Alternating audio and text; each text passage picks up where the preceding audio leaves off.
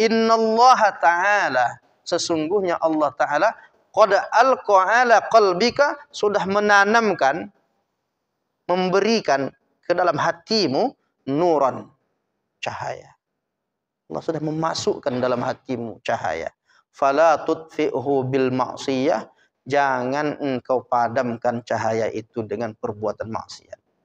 Itu kan pesan-pesan yang luar biasa itu disampaikan oleh Imam Malik kepada Imam Asy-Syafi'i. Sampai akhirnya Imam Syafi'i dipersilahkan belajar.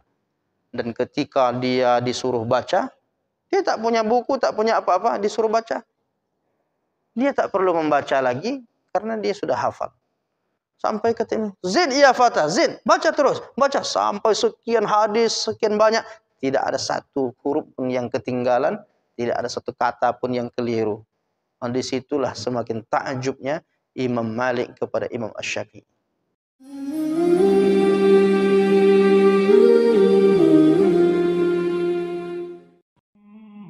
Bismillahirrahmanirrahim. Assalamualaikum warahmatullahi wabarakatuh. Alhamdulillahi rabbil alamin, wa bihi nasta'in ala umurid dunya waddin, wa ala alihi wa sahbihi ajma'in. Ashhadu an la ilaha illallah wahdahu la syarikalah, wa ashhadu anna Muhammadan abduhu wa rasuluh la nabiyya ba'dah.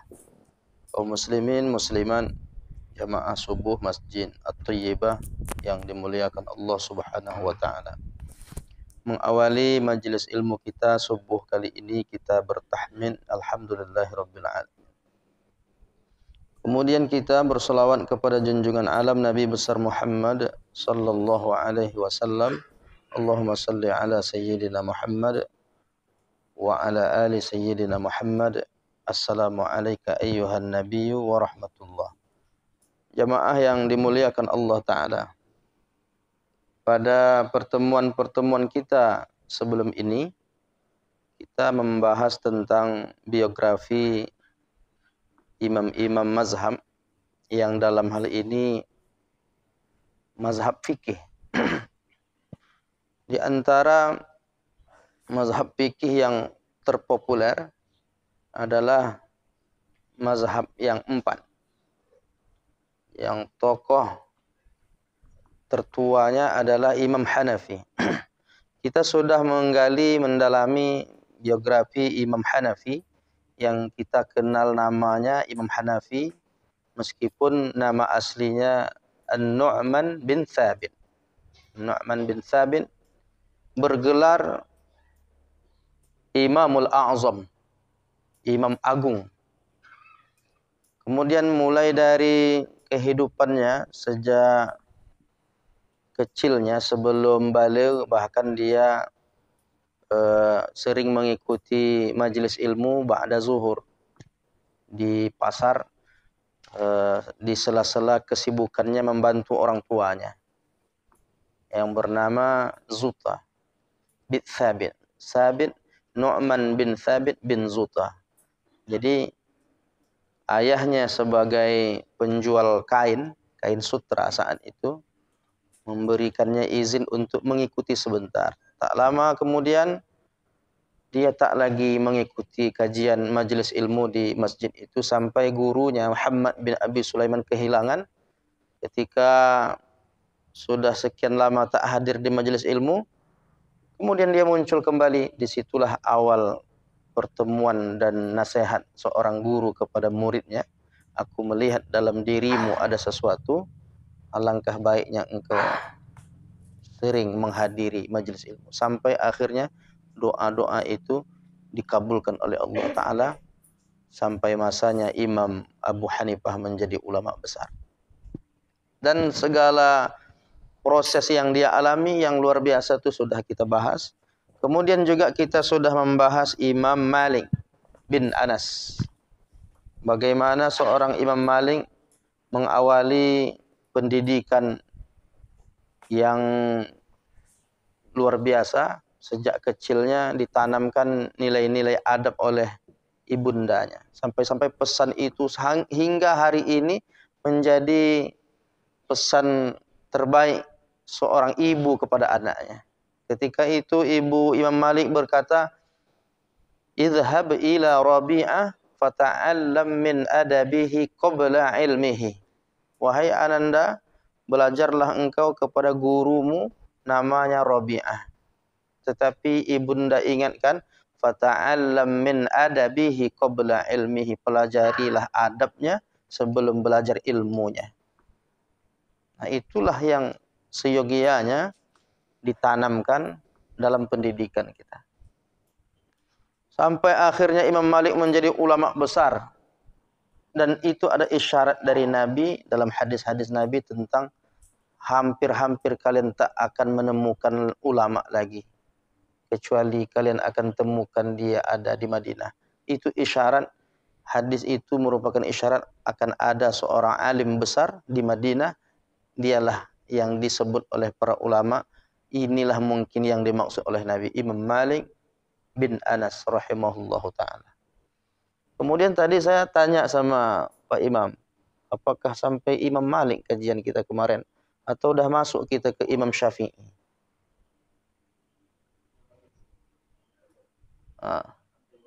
Sampai Imam Malik. Berarti betullah kajian kita subuh ini melanjutkan imam yang ketiga. Imam ketiga dari 4 mazhab itu adalah Imam Asy-Syafi'i. Nampaknya Imam Syafi'i inilah yang ditunggu-tunggu jamaah. Sudah 2 imam kita bahas, yang mana yang kita ikut ini? Sebetulnya imam-imam itu kita ikut semua. Tapi kalau kita mau mengkaji tentang bahwa kita ini penganut mazhab Syafi'i, kita perlu tahu siapa sebetul Imam Syafi'i. Kok kita ikut? Kok diikuti oleh kebanyakan umat Islam di Asia Tenggara? Bahkan sejak nenek moyang kita dulu, masuknya Islam di Indonesia ini, mereka bermazhab Syafi'i. Seperti apa Imam Syafi'i ini diikuti oleh banyak manusia? Tentulah ada sesuatu dalam dirinya sehingga dia diikut banyak orang. Yang pertama, Imam Syafi'i diberi gelar Nasirus Sunnah.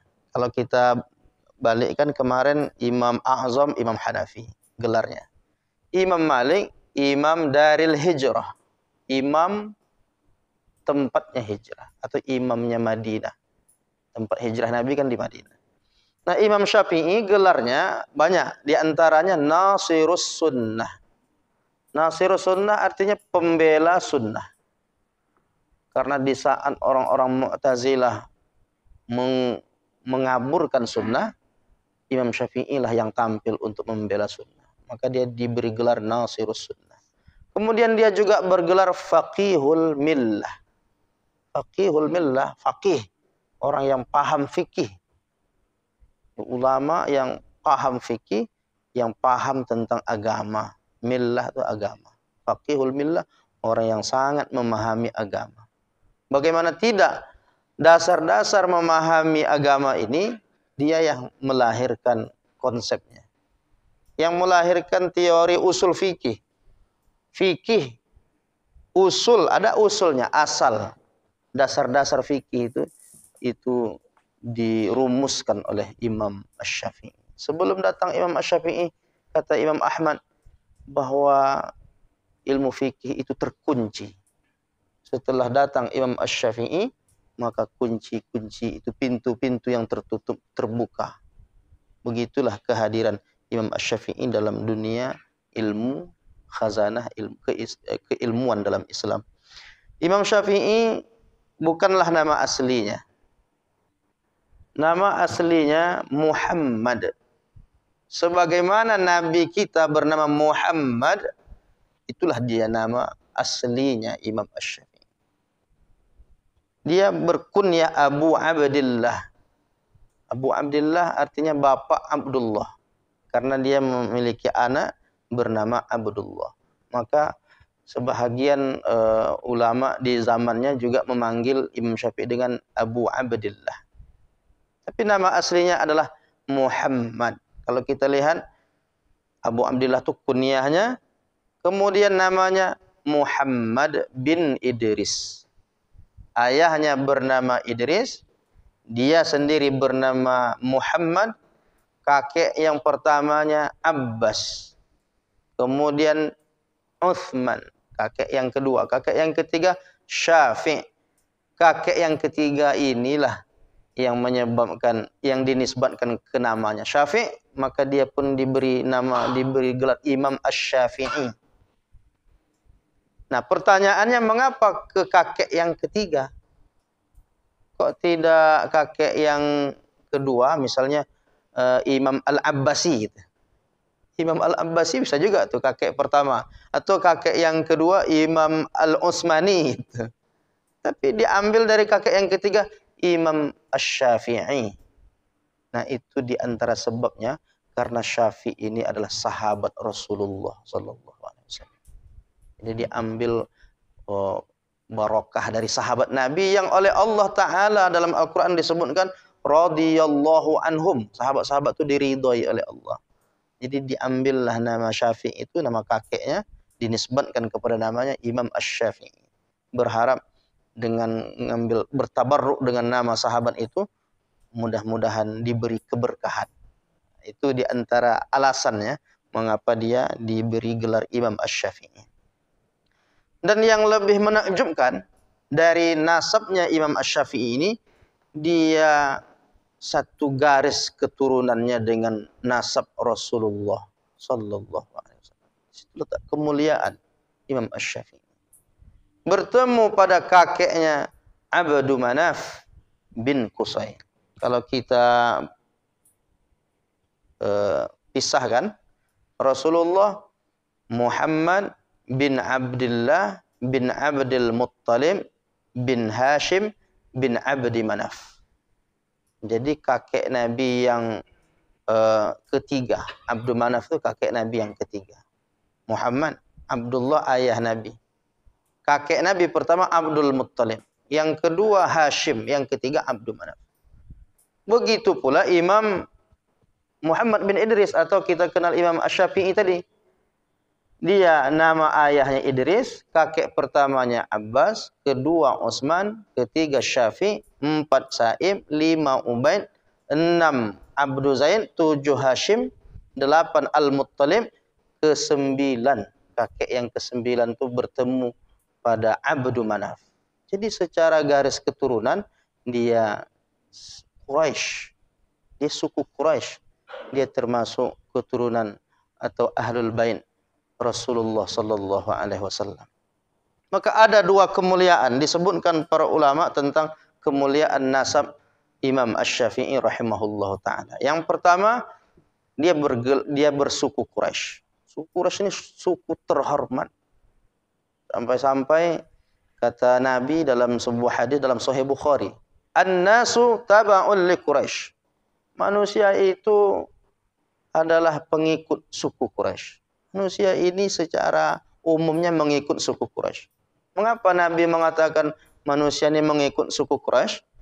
Karena pada prinsipnya di zaman Nabi orang mengikut Quraisy karena suku termulia saat itu.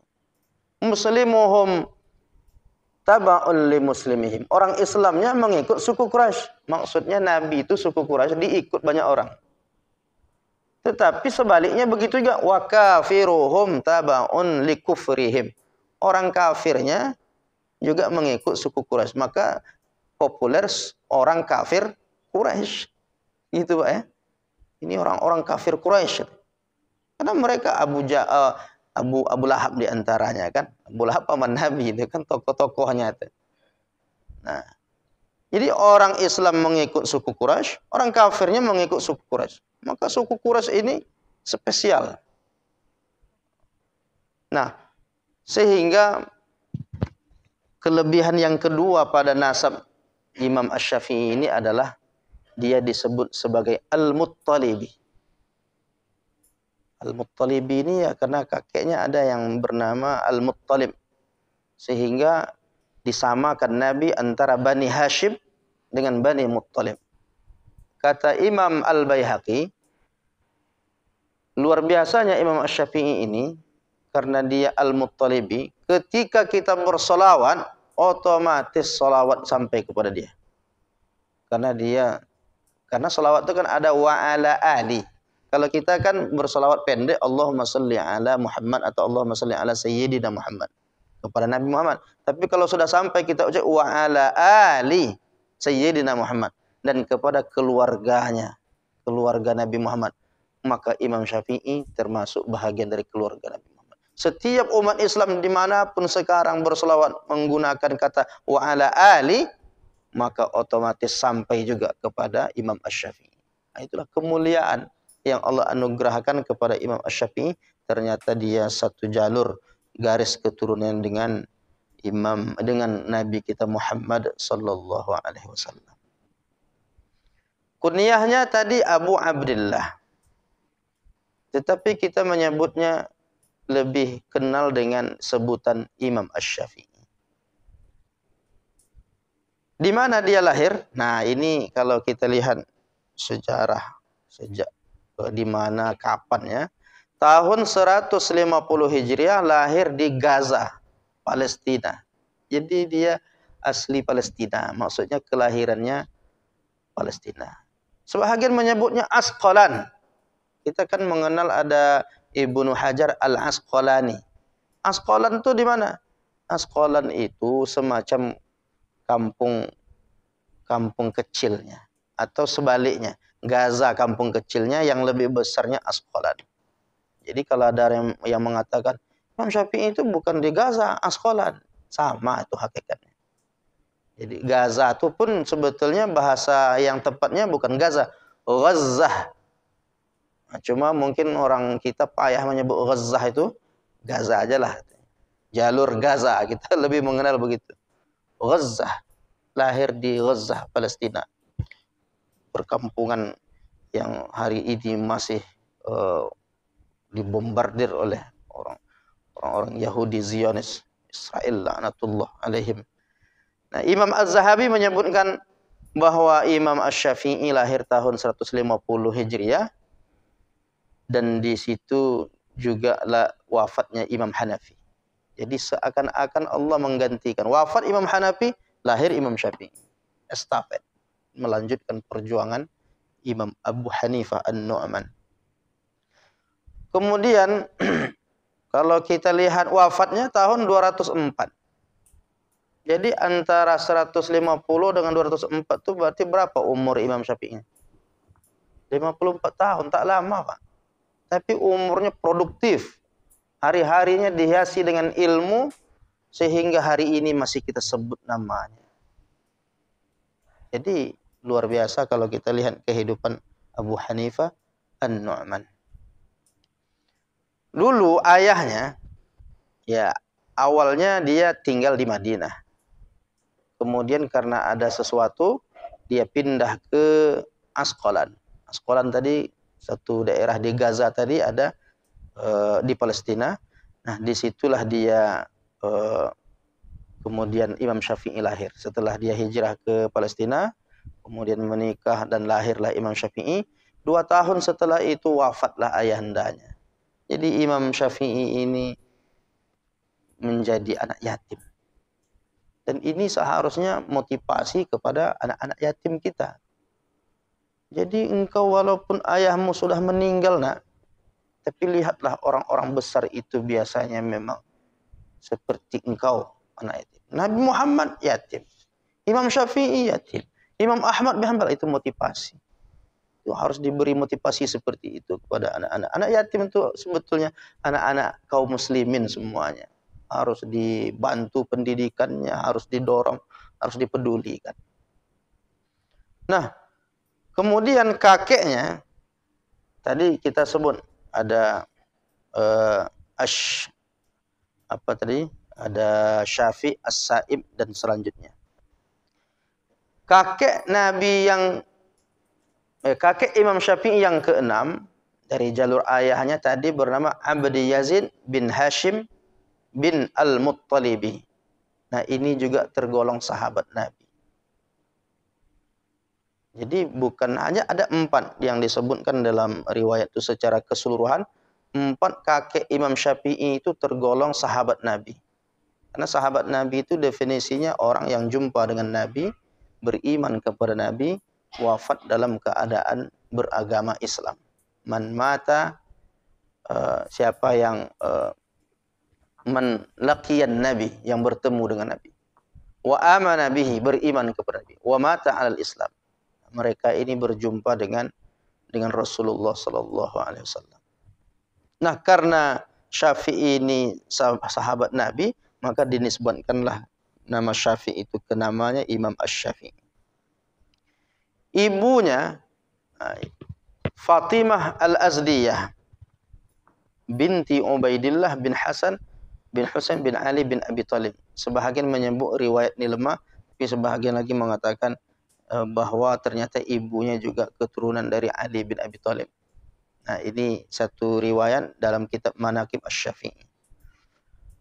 Dan yang paling menakjubkan dari kehidupan dan pendidikan Imam Asy-Syafi'i itu karena perjuangan ibundanya.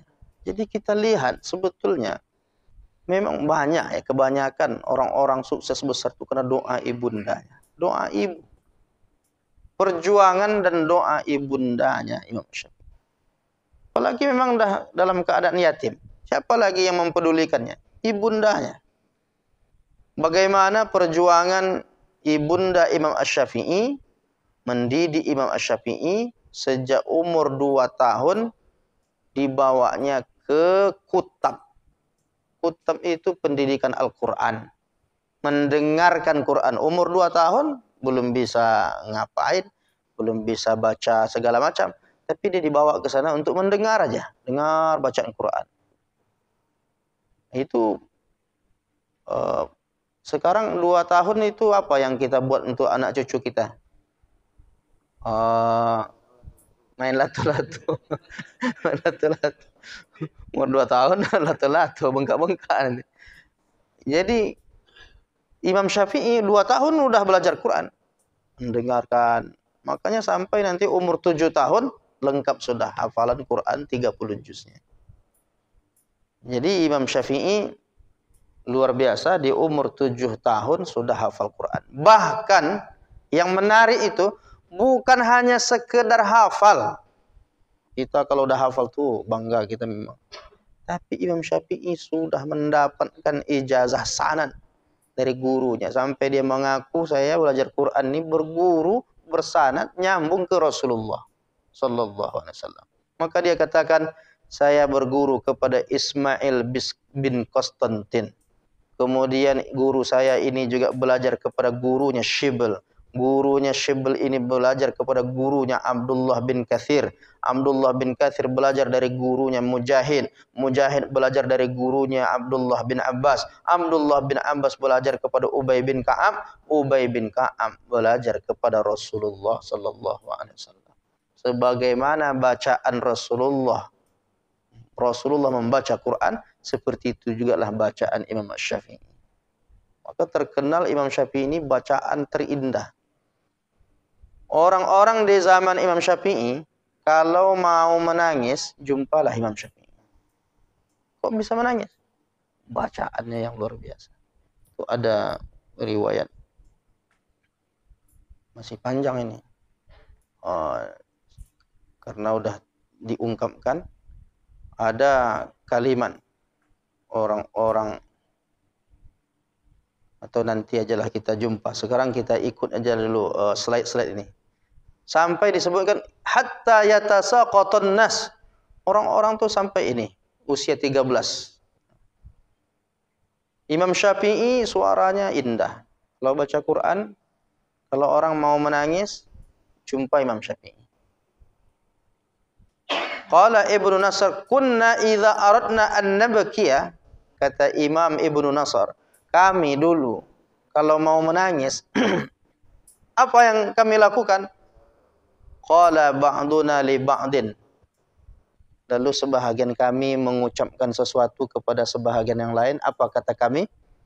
Qumu ila hadzal fata al-Muttalibi, pergilah menjumpai Al-Muttalibi, seorang yang bersuku Muttalib ini.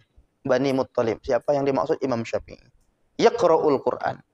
Jumpai dia, dengarkan bacaan Quran. Fa idza atainahu istaftaha al-Quran. Ketika kami mendatanginya, dia mulai baca Quran hatta yatasaqatan nas, Sampai-sampai orang terjatuh-jatuh, tersungkur mendengarkan bacaan Quran Imam Syafi'i. Wa yakthuru ajiduhum bil buka, maka mereka pun dihiasi, maksudnya mereka pun menangis terseduh-seduh. Min husni sautihi, karena indahnya suaranya. Fa idza ra'a dzalika amsaka 'anil qiraah. Setelah orang pada terseduh-seduh, terisak-isak, ramai orang terisak-isak menangis di belakangnya. Dia kadang-kadang selesai salat duha di masjid itu dia baca Quran. Dia tak tahu orang di belakang sedang ingin mendengarkan bacaan Qurannya. Dia baca Quran. Orang mendengar sampai terjatuh, tersungkur-sungkur di belakang. Ketika dia melihat ke belakang, orang pada menangis, amsaka anaka, berhenti dia baca Quran. Gara-gara saya orang menangis. Begitulah indahnya bacaan Imam Asy-Syafi'i rahimahullah. Sama seperti Abdullah bin Mas'ud zaman Nabi dulu. Kata Nabi, wahai Abdullah bin Mas'ud, iqra' alayya, bacakan Quran kepadaku. Ketika sampai pada ayat-ayat tertentu, fa idza aynahu tadriban, menetes air mata Nabi. Nah, begitu jugalah di zaman Imam Syafi'i, orang kalau mau menangis mendengarkan baca Quran, dengarkan bacaan Quran Imam Syafi'i. Kapan kita menangis dengar baca Quran? Pernah kapan? Sedang sholat atau dalam keadaan bagaimana? Itu tanda bahwa hati kita lembut. Orang-orang yang bagus bacaannya itu, kadang-kadang dia ada rasa. Apalagi dia paham dengan, kalau Imam Syafi'i jelas, paham dia bahasa Al-Quran itu. Karena dia sempat belajar di perkampungan Bani Huzail itu berapa tahun untuk memahami bahasa Al-Quran. Karena dia ada rasa, ada dzauq. Ketika dia baca sampai ayat-ayat tertentu, umpamanya ayat-ayat tentang neraka, itu rasa takutnya itu luar biasa.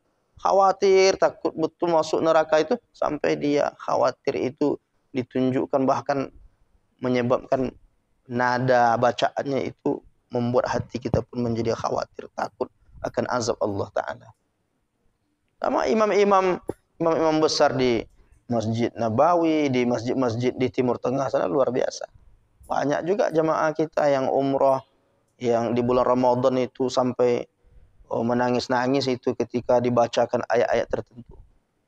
Karena imamnya juga menangis. Tapi kadang-kadang menangis kita ini bukan karena pahamnya. Pas ditanya, kenapa Bapak Ibu nangis? Lama betul bacaan imam. Jadi beda nih, nangis ini karena bagus bacaan atau paham, atau karena lama.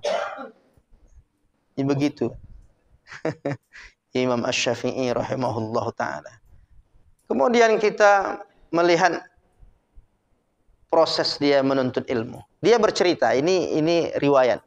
Dia bercerita, kata dia, kuntu yatiman fi hijri ummi. Saya tumbuh dalam keadaan yatim. Kuntu yatiman. Saya tumbuh di pangkuan ibundaku dalam keadaan yatim. Walam yakun laha ma tu'tini lil muallim. Ibu saya tak punya harta, tak punya duit untuk membayar guru mengaji. Saya mau juga belajar ngaji, tapi ibu saya tak punya duit, tak punya uang untuk menggaji guru. Wa qad radiya minni an aquma 'ala as-sibyan idza ghaba wa ukhaffafu anhu. Lalu aku tetap diizinkan oleh guruku belajar dengan catatan, kalau guruku lagi ada keperluan, akulah yang menggantikan tempat duduk guru. Gurunya duduk di sini mengajar, kalau ada halangan dia ada keperluan, disuruhnya Imam Syafi'i duduk gantikan. Jadi sejak kecil dia dah ngajar tuh, mengajarkan kawan-kawannya yang seumuran, bahkan senior-seniornya yang belajar karena kecerdasan seorang Imam Asy-Syafi'i. Lalu dia katakan, walamma khatamtul Quran, setelah aku khatam Quran di umur 7 tahun, dakhaltul masjidah, aku masuk ke masjid. Untuk apa? Fakuntu ujalisul ulama, aku menghadiri majlis ulama, majlis-majlis ilmu para ulama. Jadi orang-orang dewasa, orang besar muzakarah. Ustaz-ustaz ini ulama-ulama besar, dia yang umur 7 tahun itu di situ. Hadir di situ untuk bermajlis dengan para ulama-ulama besar. Wa ahfazul hadis, Aku hafal hadis-hadis yang dibacakan para ulama dalam majelis itu, aku hafal. Asal didengarnya hadis-hadis Nabi itu langsung hafal. Bahkan bukan hanya menghafal Quran, dah hafal, hadis dah dihafalnya. Dia juga menghafal awil masalah. Aku juga menghafal masalah fikih. Masalah-masalah ini kalau gini bagaimana hukumnya? Oh ini dalil dasar-dasarnya begini, ini istinbat hukumnya. Ini dasarnya dari hadis ini. Hadis-hadisnya hafal, masalah fikih pun sudah dia kuasai karena dia memang selalu ikut majelis para ulama saat itu. Wa kana manziluna fi Syi'bil Khim. Rumah kami kata dia tak jauh dari Makkah, dari Ka'bah itu. Satu jalan daerah itu ada nama kampung Syi'bil Khim. Diceritakan, ma kuntu ajidu ma ashtari bihil qaratis. Saya tidak punya apa-apa untuk membeli buku, tak bisa. Ashtari, tak ada yang bisa ku beli. Duit tak ada karena dia dalam keadaan yatim, serba kekurangan, ibundanya juga serba kekurangan. Jadi untuk membeli kertas belajar itu tak ada duit. Fakuntu akhudhul izam, yang kulakukan adalah mencari tulang. Dicarinya tulang-tulang yang udah berserak-serak di sampah-sampah itu, bersihkannya tulang-tulang. Wa aktubu fihi wa astauhibuz zuhur. Lalu aku tuliskan di tulang-tulang itu. Diukir tulang itulah jadi bukunya. Begitulah susahnya dulu dia belajar agama sampai harus mengumpulkan tulang-tulang. Wa astauhibuz zuhur. Kemudian aku juga mencari di kantor-kantor. Ada perkantoran-perkantoran di kota Makkah itu, di tong-tong sampah itu dia cari kulit kertas-kertas yang sudah rusak. Diambilnya lagi, dirapikannya lagi, disitulah dia menulis. Begitulah perjuangan dia menuntut ilmu. Imam Asy-Syafi'i. Sekarang kita buku udah banyak betul. Sampai-sampai tak ada lagi kita nulis-nulis. Imam Syafi'i mengatakan salah satu syair yang terindah, qayyid suyudaka bihablil wasiqah. Ikatlah tali pancingmu dengan ikatan yang kuat. Jangan sampai tali pancing itu dilarikan ikan, putus. Pancing dilarikan ikan. Kuat ikatannya. Sebagaimana engkau mengikat tali pancingmu itu dengan kuat, begitulah engkau ikat juga ilmu itu dengan catatan. Jadi kalau mau kuat, ilmu itu masuk dalam pikiran, catat. Sebetulnya sedang mencatat itu sedang memasukkan ilmu. Imam Syafi'i tak ada kertas, tak ada pena, diupayakannya supaya tetap dia belajar dengan mencatat. Kalau jemaah kenapa tak ada yang mencatat? Udah ada rekamannya, Pak Ustaz. Nanti bisa diulang-ulang. Kemudian wa aktubu fi zahriha, lalu aku tulis di kulit-kulit kertas yang sudah rusak itu. Sampai akhirnya Imam Syafi'i ditegur oleh pamannya. Nah, pamannya ada di Makkah. Mengapa Imam Syafi'i di umur 2 tahun tuh dibawa oleh ibundanya ke Makkah? Karena di Makkah itu ada pamannya. Walaupun tetap tidak dipedulikan, karena juga kehidupannya susah. Jadi dia hidup bersama ibundanya dalam keadaan serba kekurangan. Apa kata pamannya? Dia cerita, ini dah berbunyi nih Pak, ini baru awal-awal nih, baru awal kehidupan kecilnya nih. Faqaddamtuha yauma idzin wa ana ibnu 10 sinin. Suatu hari saat umur 10 tahun, ini masih saat umur 10 tahun. Fasurtu ila nasibilli wa ju'iltu atlubul ilma fayaquluni. Jadi ternyata di usia 10 tahun tuh, karena dia 7 tahun kan udah hafal Quran. 7 terus dia menghadiri majelis ilmu. Dunianya tuh dunia ilmu. Hari-harinya menuntut ilmu, jumpa ulama ini, jumpa belajar.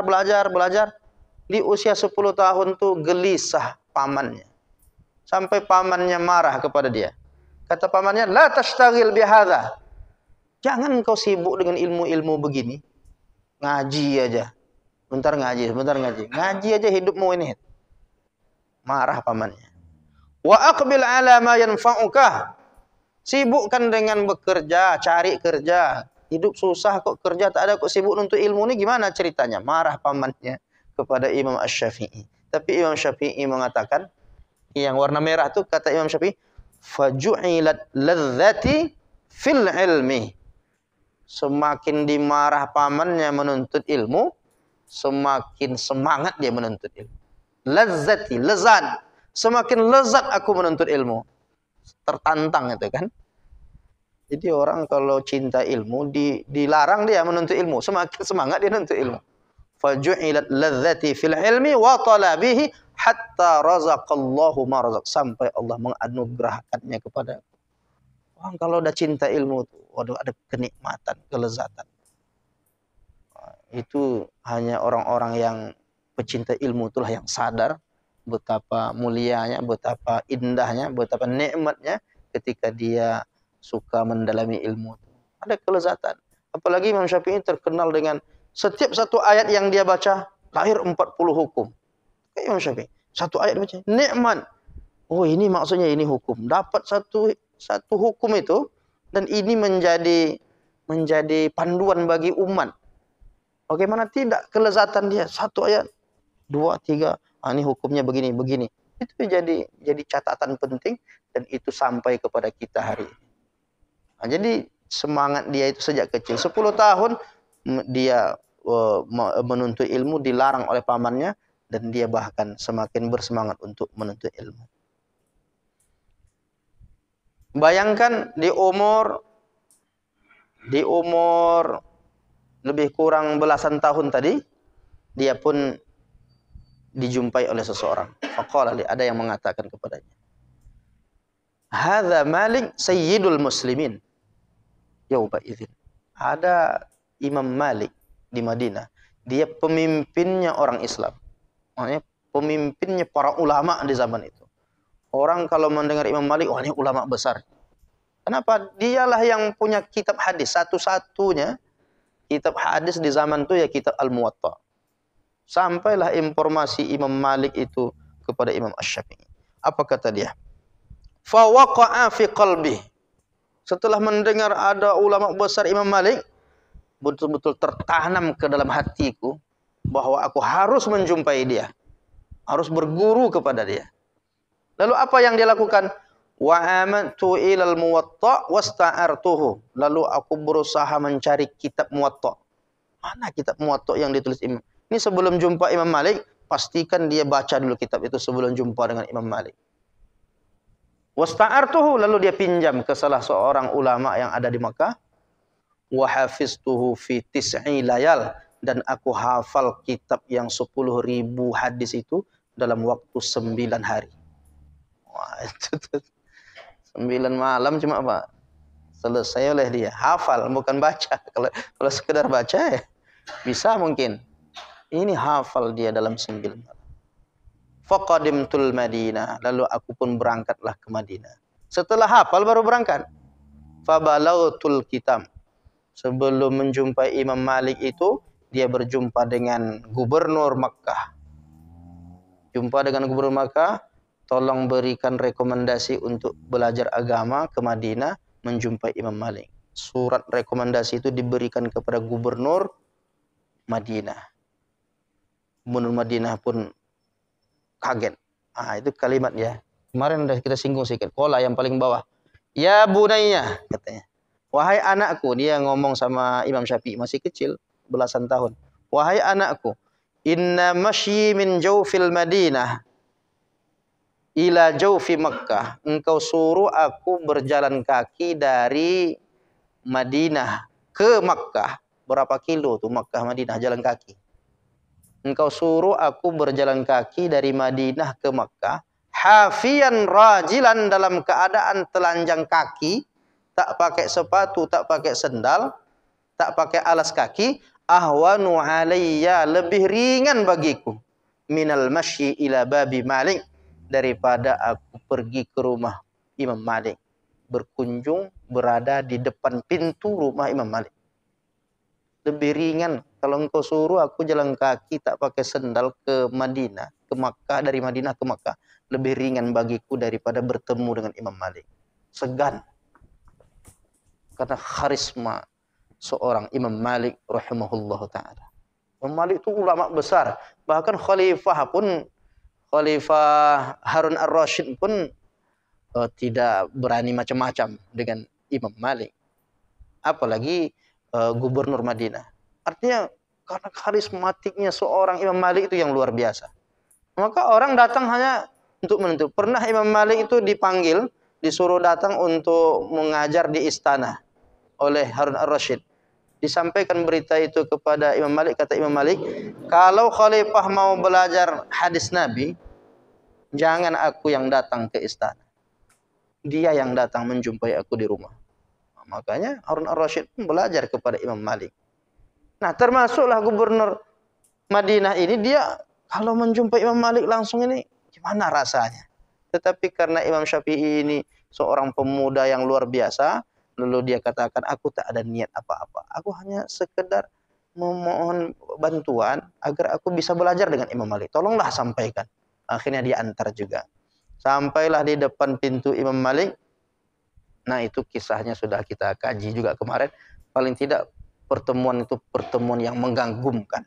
Pertemuan Imam Malik dengan Imam Asy-Syafi'i. Itulah pertemuan pertamanya. Ketika disampaikan surat itu, kata Imam Malik, subhanallah. Awasara ilmu Rasulullah sallallahu alaihi wasallam yu'khadhu birrasail. Beginikah cara kalian untuk mendapatkan hadis-hadis Rasulullah? Pakai surat-surat seperti ini kah? Nah, disitulah gubernur Madinah merasa malu. Karena seperti dimarahi oleh Imam Malik. Tetapi suasana itu menjadi mencair. Karena seorang Imam Syafi'i. Berdiri, maju Imam Syafi'i. Kata Imam Syafi'i, bukan begitu wahai Imam. Saya ini keturunan Rasulullah. Saya ini pecinta ilmu. Saya datang betul-betul murni untuk belajar kepada engkau. Saya khawatir kalau tidak melalui proses seperti ini, jangan-jangan saya yang masih kecil ini tak bisa bermajelis dengan. Setelah dia jelaskan begitu, barulah Imam Malik tenang. Lalu dia pun memberi nasihat kepada Imam Asy-Syafi'i. Ini nasihatnya yang baik. Ya Muhammad, karena namanya Muhammad, dia memperkenalkan dirinya Muhammad bin Idris. Ya Muhammad, ittaqillah. Wahai Muhammad, bertakwalah kepada Allah, wajtani bil ma'asi. Jauhilah maksiat. Fa innahu sayakunu laka sya'nun minasya'ni. Karena aku melihat engkau akan menjadi seseorang yang luar biasa.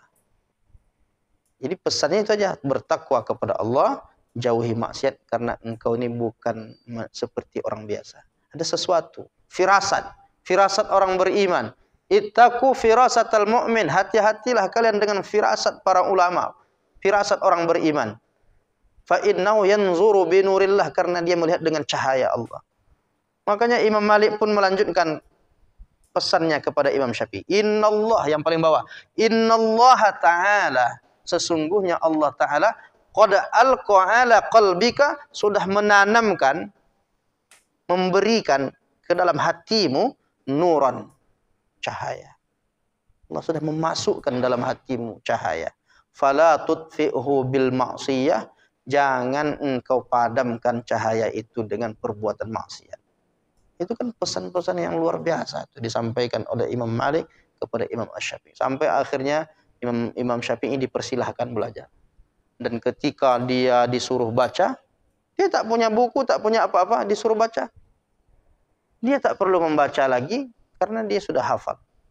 Sampai ketemu, zid ya fata, zid, baca terus, baca sampai sekian hadis, sekian banyak, tidak ada satu huruf pun yang ketinggalan, tidak ada satu kata pun yang keliru. Dan disitulah semakin takjubnya Imam Malik kepada Imam Asy-Syafi'i. Banyak kisah-kisahnya. Nampaknya kalau kita lanjutkan ini tidak cukup waktu kita. Mulai dari belajarnya di Makkah, belajar lagi, belajar fikih dengan ulama-ulama besar, menuntut ilmu ke Madinah bersama Imam Malik, juga menuntut ilmu di umur 21 ke Irak. Banyak guru-gurunya. Sampai bekerja dia di Yaman.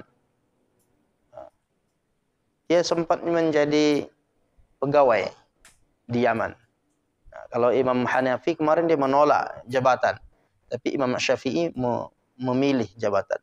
Dia kan itu prinsip hidup itu, kalau dia pilih, dia berusaha merubahnya. Dia mewarnainya. Nah, jadi itu pilihan-pilihan. Nah, ini isyarat bahwa kajian ini harus sudah selesai. Karena waktu tak bisa dipertahankan lagi. Jamaah yang dimuliakan Allah Ta'ala, mungkin ini bisa kita lanjutkan aja pada pertemuan-pertemuan kita berikut ini. Tapi paling tidak kita melihat kehidupan seorang Imam Syafi'i yang luar biasa. Kita cukupkan sampai di sini dengan alhamdulillah. Alhamdulillahirabbil alamin. Subhanakallahumma wa bihamdika asyhadu an la ilaha illa anta astaghfiruka wa atubu ilaik. Wassalamualaikum warahmatullahi wabarakatuh.